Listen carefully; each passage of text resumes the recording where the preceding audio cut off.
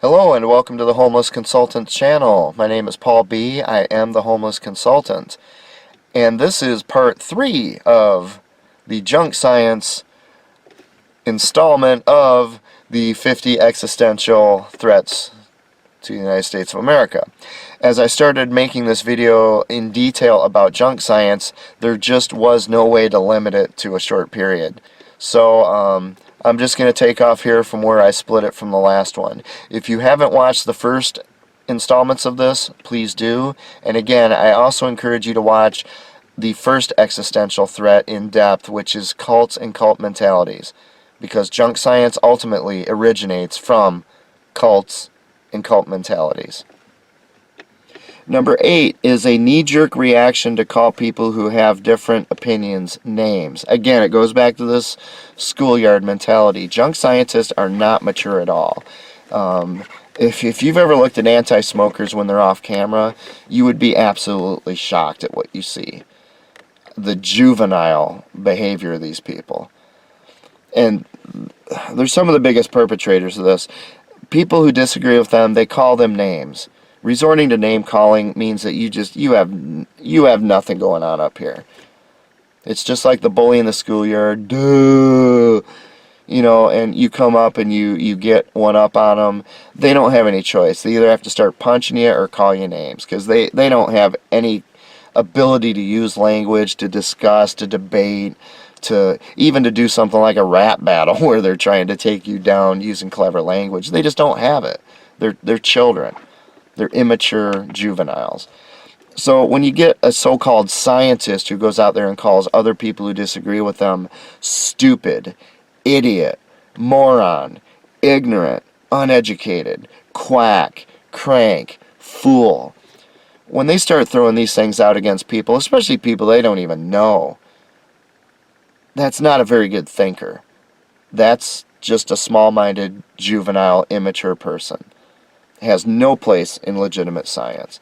And I have to qualify that because the fact is, unfortunately, given what we are as a species, there are legitimate scientists who have engaged in that kind of thing too.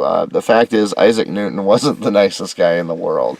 So I do want to qualify that. But all things being equal, people who are mature and at least when they're not in an upset mode, I mean, I have to say I call names sometimes like that as well, although I do my very best to make sure that I have some good strong evidence that this person is a crank if I call them that, or that they're foolish, that they're demonstrating foolishness if I call them a fool. I don't just want to throw the word out if I can help it. But so you know, that one is kind of used by a lot of people, but junk scientists gravitate immediately toward it. If you remember in my previous video, one of my previous videos, I talked about that kid. He said Donald Trump's a racist. I asked him, give me one example of where he's a racist, please, to defend your position on this. And all he could do was start shaking and get upset, and he starts calling me names. That's literally what these scientists do. That's what I'm talking about when I'm talking about junk scientists. Anti-smokers in particular. They'll just start calling names.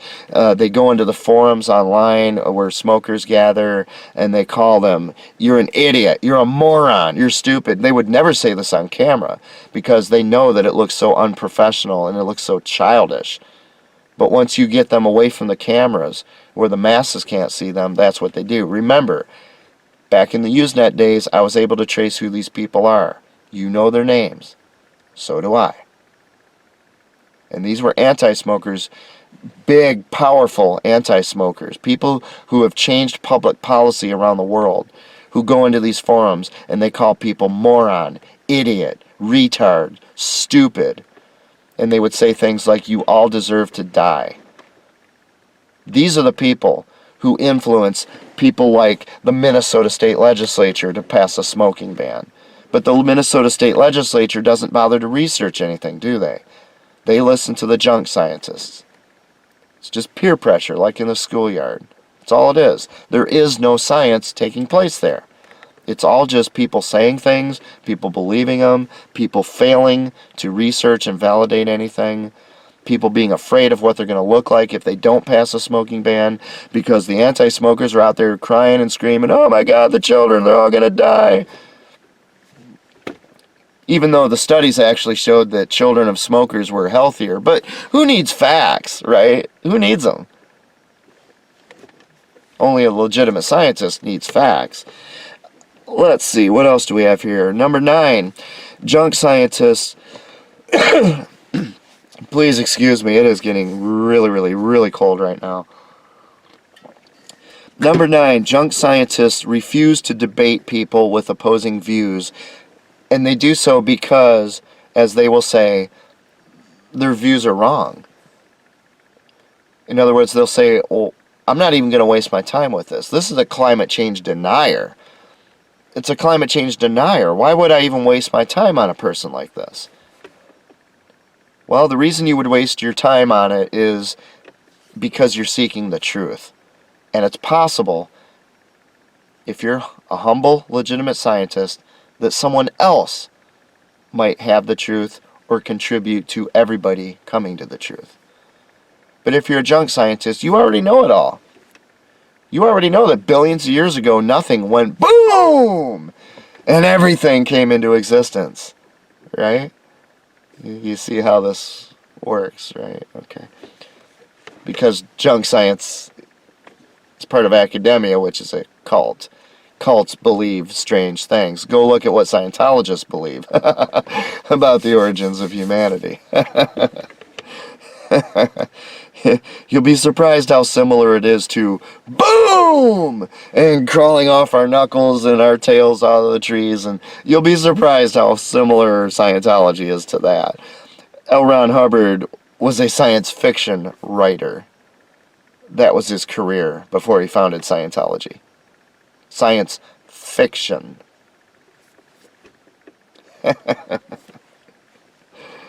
Oh my.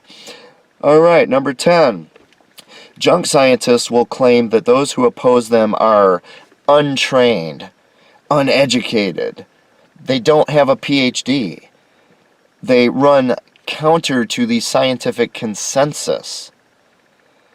Things like that. Junk scientists, when someone challenges them, instead of debating the science to try to hammer out what's going on and come to the truth, the objective truth, which may lean this direction, may lean that direction, may be off in some other dimension that no one's thinking of right now. Instead of seeking the truth, their only concern is that something's challenging what they personally believe, which of course is a religion, faith. I believe in evolution. I believe in Big Bang. There's no way to prove it, but I believe it. In fact, I believe it so much I'm going to call it a fact, just arbitrarily, even though it isn't proven or provable. So what they do when someone wants to debate them is they will say, well, you know, this person's untrained.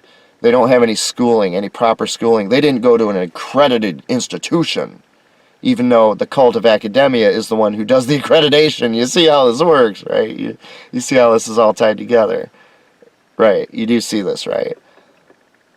Okay, it's not legitimate scientists who are accrediting a research university, for example. It's the cult of academia. You see how this works, right? So they build the machine that does the accreditation for scientists that conduct junk science that serves academia's purposes.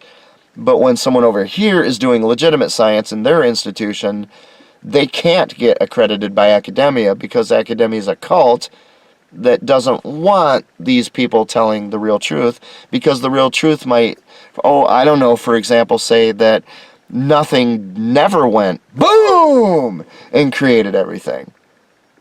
And we can't have that, because that's what academia believes on faith as a religion. You see how this is really kind of going in circles, and it can't go anywhere else, because that's what academia is. It's a cult that just runs around in circles. So when you talk about a scientific consensus, you're talking about all these people who call themselves scientists in academia believing the same thing.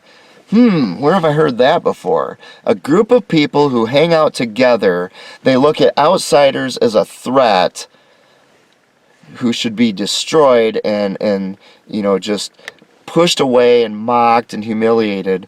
But in their own group, they have these beliefs that aren't terribly consistent with reality, but they really, really believe them, and they want everyone else to believe them as well. Where have I seen something like that before? Oh yeah, in a cult. That's right, that's where I've seen it. Scientific consensus, you see, it's a cult. That's exactly what a scientific consensus is. Because it doesn't matter how many scientists have a consensus and believe something. If there were 1 trillion people who call themselves scientists who all agreed that climate change was real, that has no relation, no bearing whatsoever on whether or not climate change is real. You see, their beliefs don't mean a thing. What matters is the truth. And these people aren't seeking the truth. So anyone who brings out the scientific consensus, you got to write them off, because logically what they're saying makes no rational sense. And it's a manipulative tactic. It's the same thing as in school. Well, if you want to be part of the popular people, you've got to behave like us. You've got to think like us. Well, the problem is, I don't think going out shopping for stylish clothes is a good way to spend my money. I'd rather save it up for something that, like getting a house when I get married. What? Well, you're not thinking like we are. You can't be a part of our crowd. You're not going to come into our crowd and tell us that shopping is a bad thing, that we're wasting our money. You can't be a part of our group. You know, because our consensus in the popular crowd is that going out and blowing your money on clothes that are going to rot and you're going to outgrow is a good way to spend your money, rather than saving it up for something in the future. You see how this works. See, cliques are cults in high school and things like that. Same thing, popular crowd. See, it's just the same thing over and over and over again. So when they say that you're uneducated, you don't have a PhD, all this stuff, you run counter to the scientific consensus. Therefore, the assumption is that these people are too ignorant to participate in science or to make their opinions known. In fact, if you're in a cult and an outsider wants to actually speak to your people, you view that as the worst threat of all, because what if they tell these people that they're in a cult, for example? That's why many cults will kill people who are outside the cult. Like Jim Jones killed the state senator from California who came to Guyana to see what they were up to. Here is a quote, and I'm keeping a lot of quotes out of here. I could fill this thing with quotes. Here's a quote from Richard Goldschmidt, one of the evolutionists. He said, "Evolution of the animal and plant world is considered by all those entitled to judgment to be a fact for which no further proof is needed." My goodness. I mean, you talk about arrogance. Listen to what he said. Evolution of the animal and plant world, in other words, evolution, is considered by all those entitled to judgment, all those who are worthy to pass judgment on other people. In other words, members of our cult. Evolution is considered by members of our cult to be a fact for which no further proof is needed. Heaven forbid anybody should continue researching this, because we know the answers already. You know, but that's why we're entitled to judgment. But they're not, because they don't agree with us. You see how this, it's a cult. Do you see where I'm going with this? Do you see why I put culthood as #1 existential threat to the United States of America? There's a reason I did that. Here's a question for you. You know, if the ignorant masses who don't have PhDs and they didn't go to an accredited university and they're fools, they don't know any of this stuff, if they're just a bunch of yahoos, why is academia and the scientific community spending hundreds of billions of dollars every year creating all of these documentaries, these science documentaries, science programs, trying to get people to come out and hold signs against climate change or tobacco or whatever it is? Why are they even dealing with these ignorant masses if they're too stupid to understand anything? It seems to me that the only reason they would do that is if they were not presenting scientific proof to these people in the first place, because they're too dumb to understand scientific proof. This guy just said it right here, right? By all those entitled to judgment. If the ignorant masses are too stupid to comprehend your brilliant minds, what your brilliant minds have come up with, then why are you spending billions and billions of dollars presenting science to these people? It's because you're not presenting science to them. You're presenting propaganda, indoctrination, myths, lies, stories. It looks like science, but again, ask your doctor. When's the last time you're going to open your mouth and close your mouth and tell me not to eat fatty foods? When's the last time you personally read a study and validated the validity of that study on the topic of which you are opening and closing your mouth to me? And the doctor will say, I've never done it before in my life, if they're honest, because they don't. Some teacher, some expert told them this is the way it is, and they passed those savings on to you. And you believed them because they're a doctor. Remember, so many people have died at the hands of doctors throughout our medical history, especially our recent medical history. There's a reason for that. Doctors are not as competent as you think they are. Let's see here. Number 11. Way to identify a junk scientist. The use of probability and statistics and other mathematical constructs to make their case, especially when you get nonsensical stuff. For example, if you smoke, you have a 42.5 greater increased chance of getting hair loss. I don't know, whatever. What does that even mean? What does that mean? If you're going about your daily life, let's see, I can either smoke a cigarette or I cannot. If I do smoke a cigarette, I'm going to have a 42.5% increased chance of hair loss. If I do smoke the cigarette, I'll just enjoy the cigarette, and if I don't, then I won't enjoy it, but I won't have a 42.5% increased chance of hair loss. What does that even mean? I'll tell you, it means nothing. It's manipulative language. They're just throwing numbers into the language to make it sound impressive. It doesn't mean anything. See, numbers can be manipulated to mean anything. Read the book called How to Lie with Statistics. I'll just leave it at that for now, because I'm running out of time here. Number 12, way to identify a junk scientist, is that they conduct science by consensus, or science by press release. They release a press release, and all these rotten, incompetent science writers pick it up and they just regurgitate it back to you, the ignorant masses. The science writer didn't validate it. They don't know if what they're presenting is the truth or not. They don't care either. Science by assertion. I'm a PhD and I say so. So you're going to believe it, or else. Got it? That's how they do science. That isn't science. See, science is when you're gathering data, you're doing experiments, you're repeating experiments and getting the same results. That's science. But just creating this propaganda machine has nothing to do with science. That's what a tyrant does, not a scientist. No. I'll give an example. When the cold fusion came out, it wasn't called cold fusion by the people who discovered it. They discovered a chemical reaction that created more energy than went into it. And it seemed to be a nuclear reaction, right? It didn't make any sense because the scientists know everything, and this is impossible. So the scientists really were offended by this. If these guys were right, they could be giving us a new source of energy that would put an end to coal, nuclear, oil, all these things that have caused so much problems for us.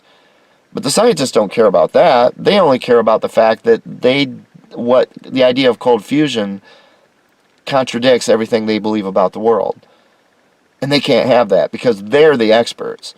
And when Pons and Fleischmann came out with this new discovery, it contradicted everything that these experts had said and written about and built their careers on. And they stomped out the idea of cold fusion immediately. How did they do it? Well, they had Stephen Jones. You might see him associated with all these conspiracy theories and all that these days. 9/11 and things like that. He held a press conference and he peer pressured the people around there into taking a vote on whether or not Pons and Fleischmann were right. Now let me ask you, where was the actual science in there? You get a bunch of people who call themselves scientists, their peers call them scientists, they sit at a table, and this guy who doesn't want chemists to be stepping on the toes of physicists, which are the usual people who are dealing with nuclear reactions. All of a sudden you had these chemists who were dealing with nuclear reactions, or at least that's what it appeared to be. The physicists make tons of money. All the public funding they get for physics research. Well, if it turns out that chemistry can do it safer instead of creating these ridiculous nuclear power plants, that can put physicists out of business. And they had to protect their turf, didn't they? So they get around a table and they take a vote in front of the press. And they say, all right, who believes that cold fusion is a bunch of nonsense? And he raises his hand. And due to peer pressure, the so-called scientists around him are like, okay.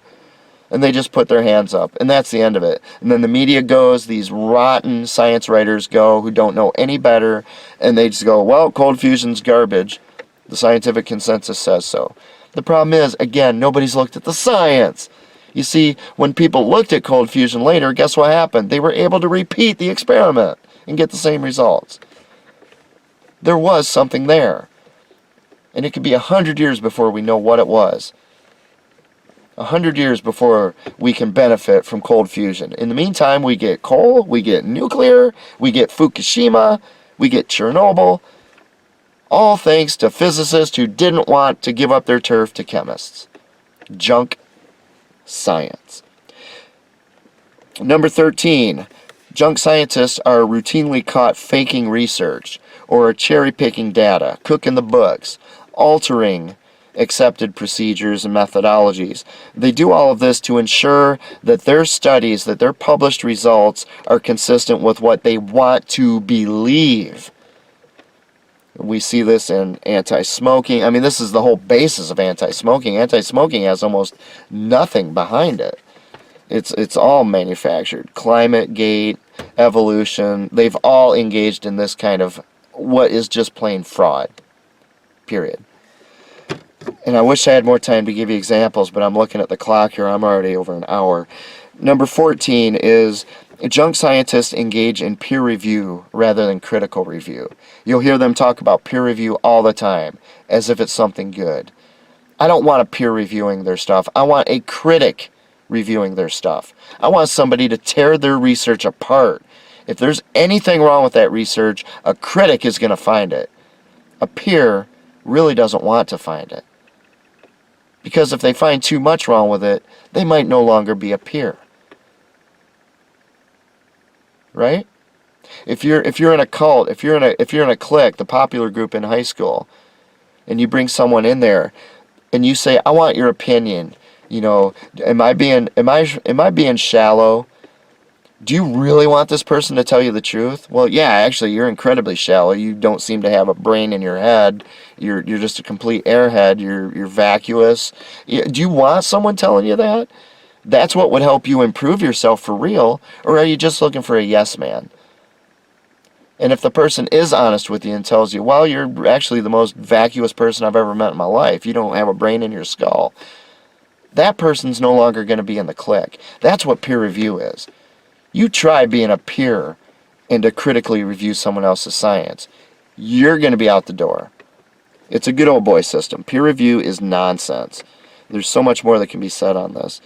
Number 15, way to identify a junk scientist is that they attempt to hijack institutions which engage in indoctrination of large numbers of people. No legitimate scientist is going to waste their time doing that. They've got better things to do, like, you know, science, for example. But a junk scientist, since they're agenda-driven, they're worried about people, not facts or reality. They're going to try to hijack institutions that engage in the indoctrination of other people. Because if they do that, then they are the ones indoctrinating other people. Institutions that do this are schools, mass media, television, radio, social media, internet, government officials, lobbying government officials. Hey, Minnesota legislators, you should really have a smoking ban. You're going to save all these children's lives. Oh my gosh, I'm a legislator and I want to save children's lives, so I'm not going to actually verify anything you just told me whatsoever, because you've told me that there's a consensus among members of your cult, your academia, who all agree So I don't want to look like a dummy, so I'm just going to pass a smoking ban, even though it might just be a complete infringement on every constitutional right that people fought and died for. And what I'm doing isn't going to save a single child ever, anywhere. Wikipedia. You talk about hijacking an institution. Wikipedia is garbage. I mean, if you're just looking up what the date that Justin Bieber was born, you're going to get an accurate answer. But if there's anything remotely controversial in there, they have been hijacked by junk scientists. There's a guy who's been fighting, anti-smoking lies named Dave Hitt. And one time he went into the Smoking and Health Wikipedia and he found something that was incorrect in there, and he went in and he corrected it and he gave the citation. It was just something simple, like, let's say Wikipedia says this was the color blue. Dave Hitt had all this documentation that, no, in fact, it was the color orange. So he goes in and he corrects it and he says it's not blue, it's orange, and here's the citations to prove it. Within minutes, not days, not months, within minutes, these anti-smokers who have little flags set there to tell them if anyone's changed their stuff, in case somebody inserts truth in there, they went in there and they removed it from Wikipedia. And all he did was tell the truth. Now, I'm not talking about blue and orange. I don't remember the specifics, but it was something where he pointed out that they were lying in Wikipedia about smoking, and he could document it. They had it out within minutes. People who are staring at a Wikipedia page 24 hours a day, these are borderline psychotic people. These are obsessed, fanatical people, which is what you see in a cult. A legitimate scientist would be too busy doing science to be sitting there watching to make sure that nobody inserts a truthful statement into their Wikipedia page about smoking and health. But that's what a fanatic will do. That's what a member of a cult will do. And that's what happened to Dave Hitt when he tried to insert truth into Wikipedia. Vestigial organs, remember that? I'll give you an example of that in just a moment, actually. Number 16, way to identify a junk scientist. They seek to stifle, silence, harm, persecute, or even destroy anyone who disagrees with them or their theory.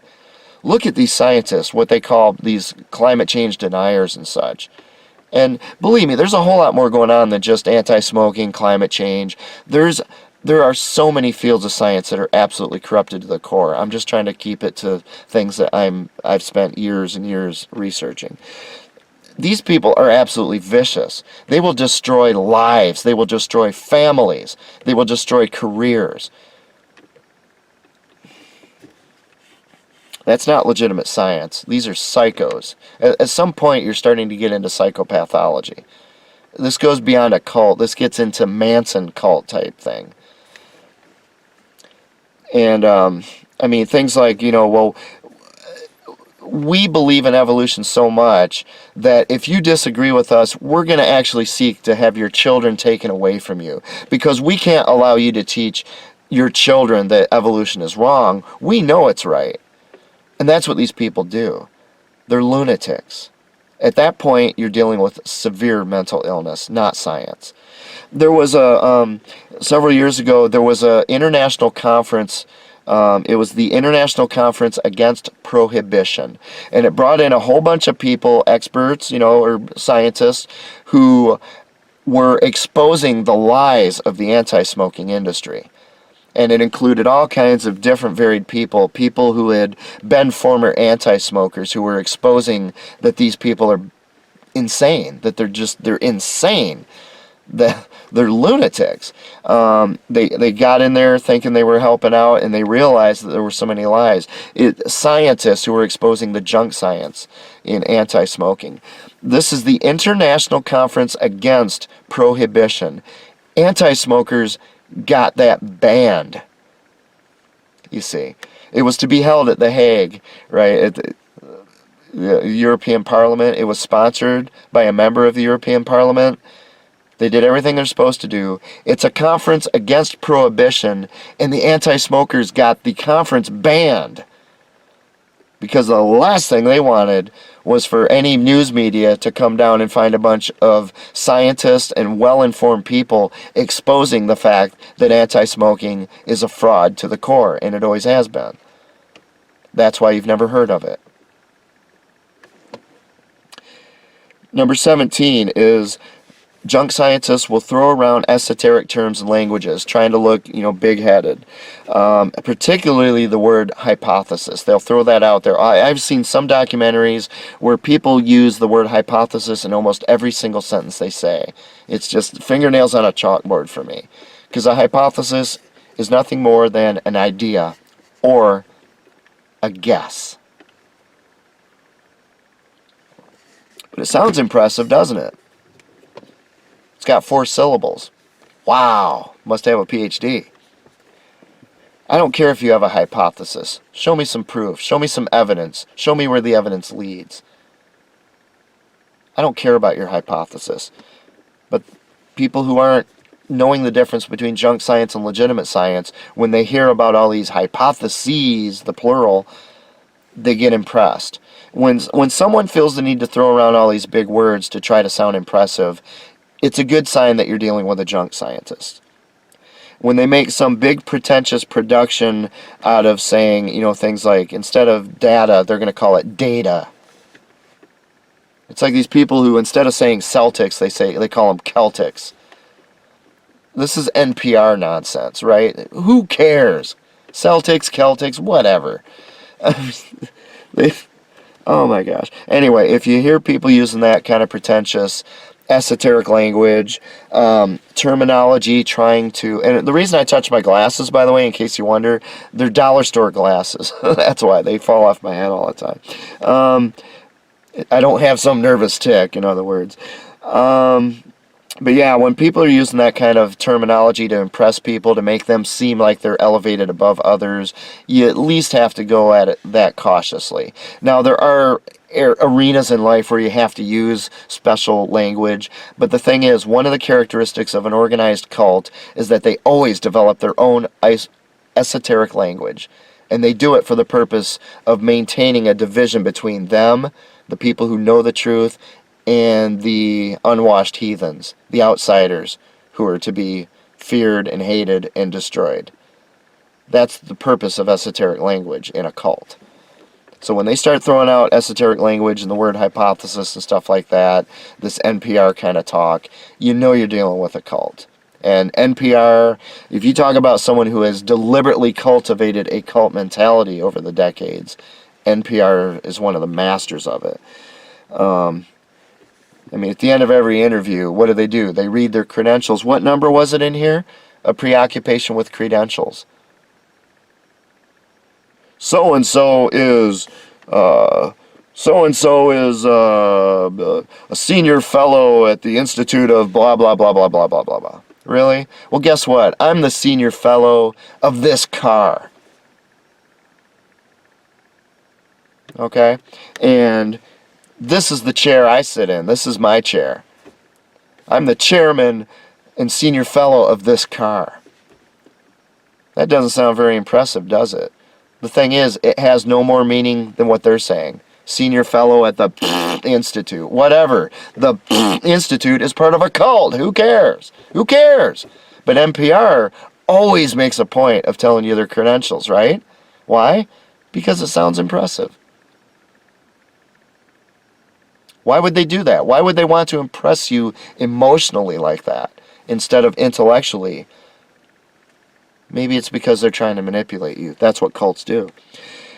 Number 18 is a junk scientist will repeatedly appeal to a very small set of apparent success stories in what they're doing. And they do that to imply that their entire field is legitimate. The best example I know of that is the origins of epidemiology, which is just crap. Epidemiology is basically, if you take the book How to Lie with Statistics and you turn that into a science, you've got epidemiology. Now, it's not to say that you can't derive some very useful information, maybe even some truth, by analyzing numbers and statistics and probability. That's not what I'm saying. because out of epidemiology, on occasion, there have been some good things that have come out of it. But for the most part, it's crap! Number 19 is junk scientists ignore, disregard, or hide total failures of theirs. So it's the flip side of this last one. Remember, the last one was that they repeatedly appeal to a very small set of successes over and over again because they don't have a broad set of successes because they're doing junk science. They just got lucky every once in a while. But they point to those successes to try to sell you this package that it's a legitimate field. Well, on the other side of the coin is they will deliberately hide all of their failures. And there are many. Remember, legitimate science should predict what's going to happen. And it should be an accurate prediction every single time under the same circumstances. Most of these sciences, they come up with different answers every time.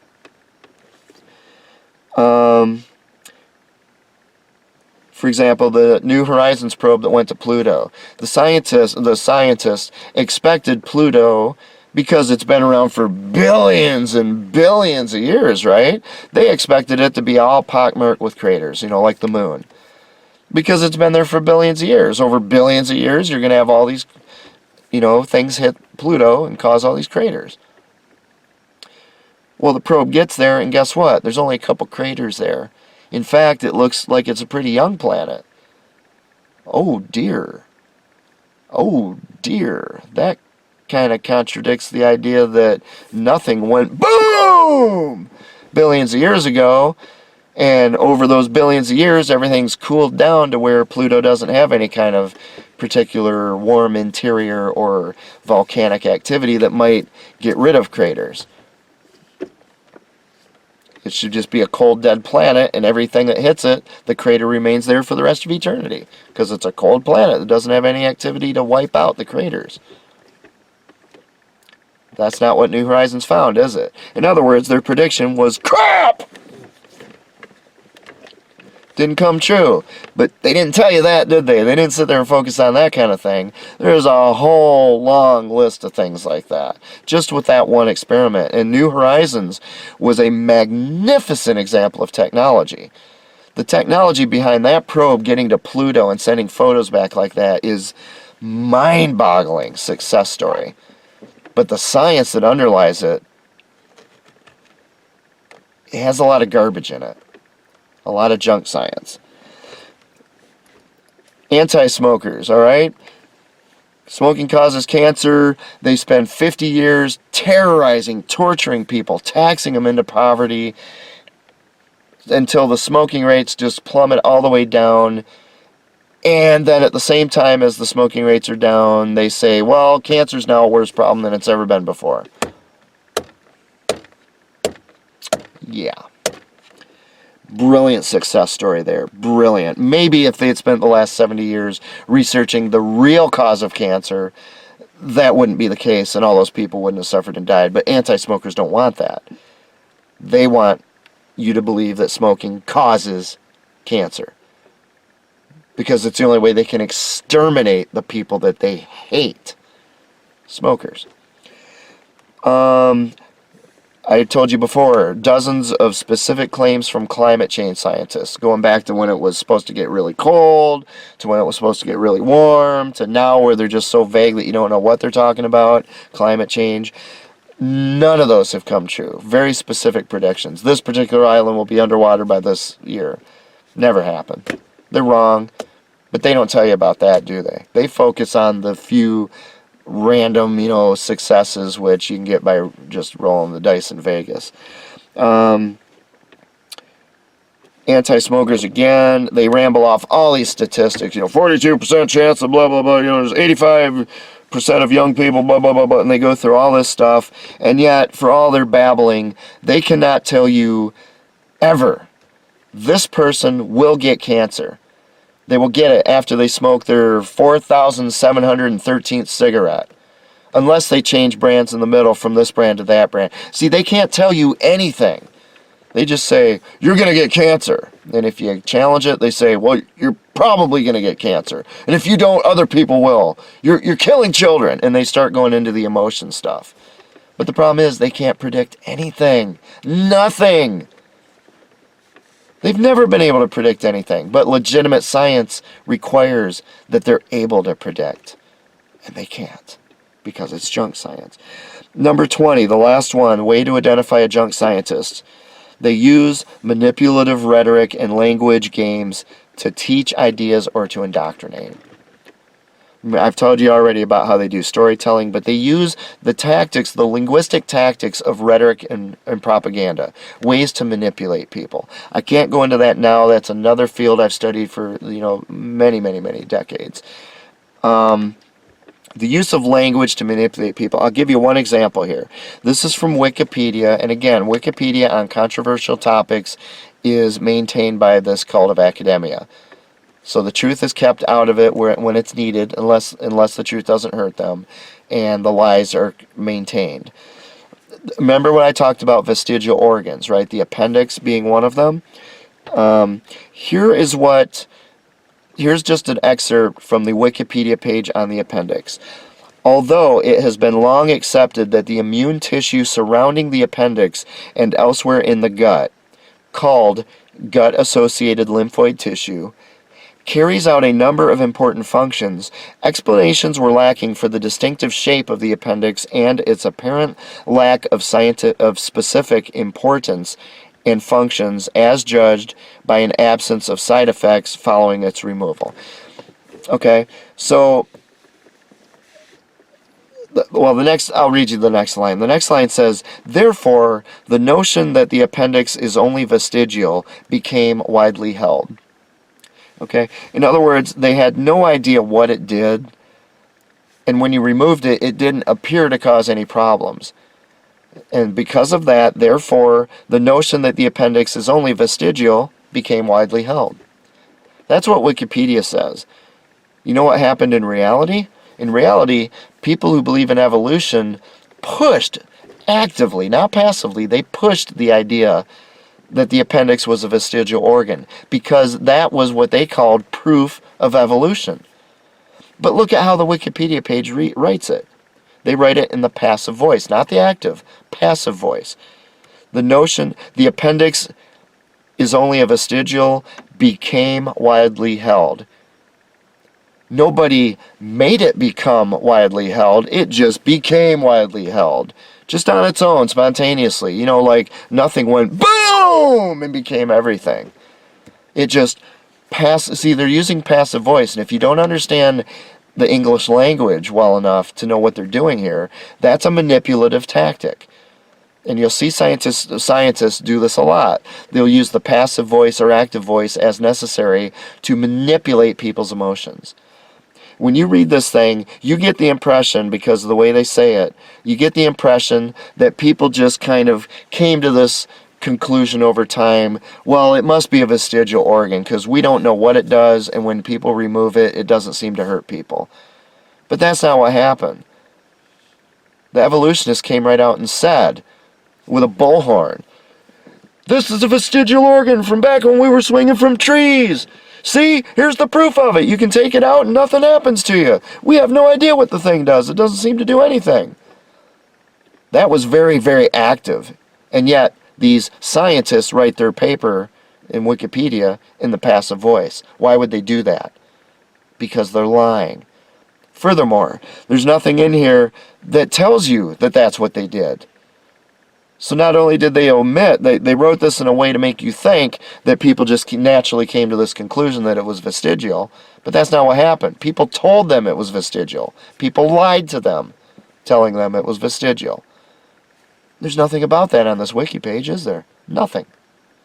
It's called lying, something that junk scientists do. They also never mentioned that this was an evolutionist mistake. They never did. Alright, so the main thing to get from all this, from these last 20 ways of identifying a junk scientist, is this. Note that none of it has anything to do with actual science. I haven't even really talked about the scientific method, have I?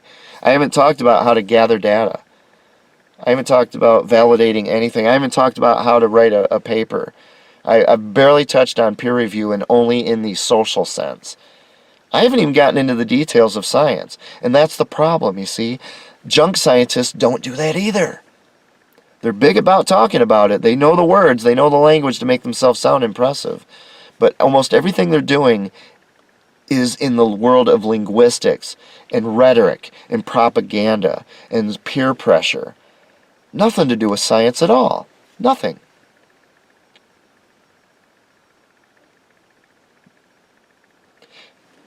They also engage in the force and violence against other people because of this. Because remember, they're trying to push agendas. What do you think a smoking ban is? A smoking ban is an institution called government putting a loaded gun to people's heads and saying, you cannot engage in this behavior.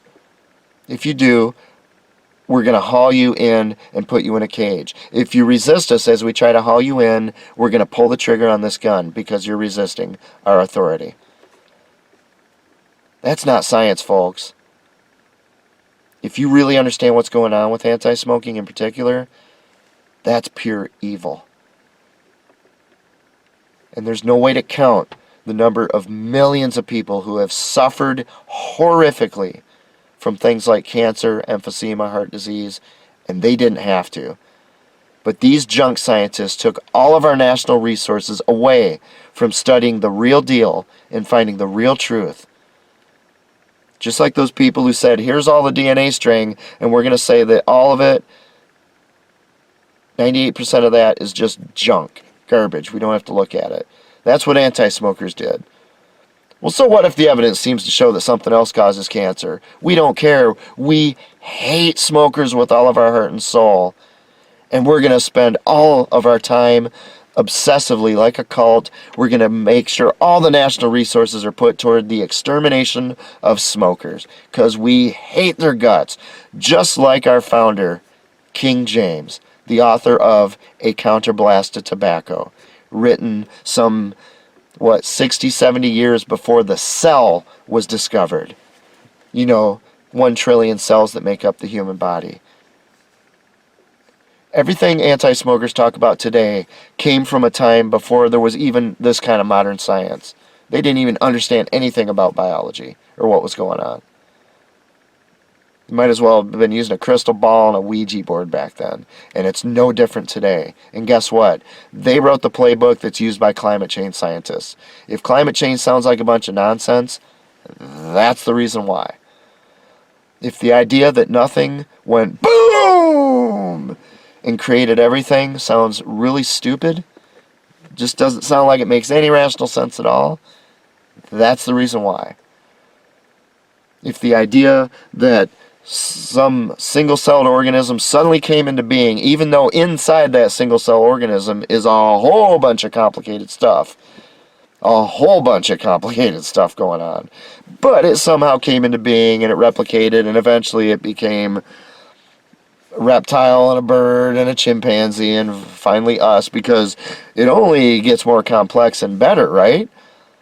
Even though some of the evolutionists here admit that evolution does not in any way, shape, or form mandate that it would go toward more complex beings.